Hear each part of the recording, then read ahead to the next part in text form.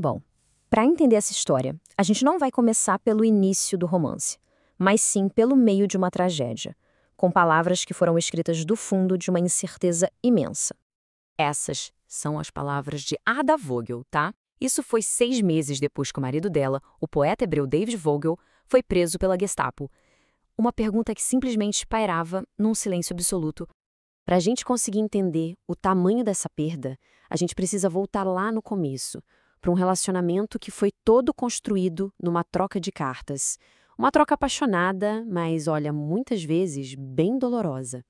As cartas do David revelam um tipo de amor atormentado, quase obsessivo, uma necessidade desesperada de conexão que, muitas vezes, beirava a angústia. Ele a queria por inteiro, mas ao mesmo tempo tinha medo de se perder nesse processo. A Ada, por outro lado, valorizava demais a independência dela. Ela viu o casamento e toda essa intensidade do David como uma ameaça à sua liberdade, à sua própria realização como pessoa. Era uma força que se recusava a ser consumida. Então, o ponto crucial é exatamente este. O relacionamento inteiro deles foi definido por esse cabo de guerra poderosíssimo entre dois desejos.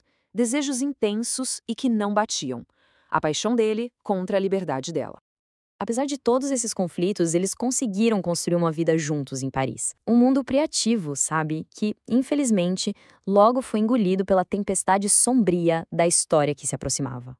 Eles viveram ali uma década inteira de produção artística, mas o cenário político da Europa estava mudando bem debaixo dos pés deles, e isso alterou de forma irreversível o status e o destino dos dois. Essa declaração de guerra deu início a uma cadeia de eventos que ia atingir pessoas como David Vogel de um jeito muito cruel e completamente inesperado. No pânico da guerra, uma ironia terrível aconteceu. Refugiados que tinham fugido do nazismo, de repente, passaram a ser vistos como uma ameaça interna. O governo francês, com medo de espiões e sabotadores, começou a prender cidadãos estrangeiros de países inimigos. E essa definição de inimigo se tornou perigosamente ampla. Essa citação aqui revela uma sensação de segurança que era, na verdade, tragicamente falsa. O Vogel, que era um judeu austríaco, se declarou oficialmente ex-austríaco para se distanciar dos nazistas. Ele realmente acreditava que isso ia protegê-lo. E aí que mora a tragédia. O próprio status que o Vogel pensava que o protegeria, agora o transformava num alvo. Isso colocava no mesmo grupo do regime do qual ele tinha escapado. De repente, para a França, ele era um inimigo em potencial. O que aconteceu a seguir não foi uma batalha, mas sim um processo burocrático. Uma verdadeira crônica da morte anunciada em papelada e em horários de trem. Desde a sua prisão, David Vogel foi passando por um sistema frio, metódico, que era projetado para uma única coisa. No campo de trânsito de Drancy, perto de Paris, ele deixou de ser um poeta. Ele virou um número, 16.092, e uma linha numa lista. A identidade dele, a arte dele, tudo foi reduzido a dados num cartão.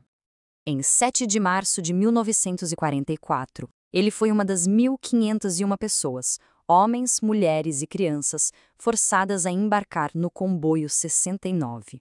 O destino era Auschwitz. Assim que chegaram, 3 dias depois, foi feita uma seleção.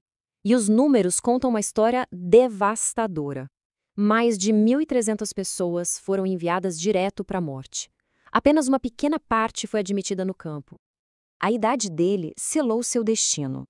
Nessa burocracia do extermínio, ele não foi considerado apto para o trabalho. E a história dele se tornou uma entre as milhões que foram consumidas pelo Holocausto. O registro da morte dele é clínico frio.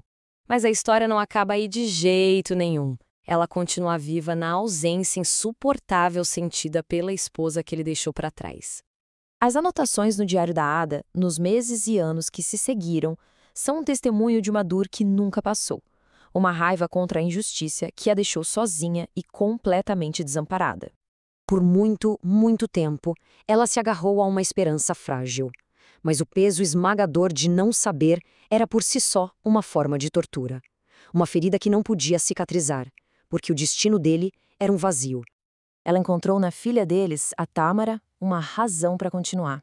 Uma promessa feita a uma criança, uma promessa que a impediu de se entregar ao desespero e que a ancorou a um futuro. mesmo que fosse um futuro sem o David.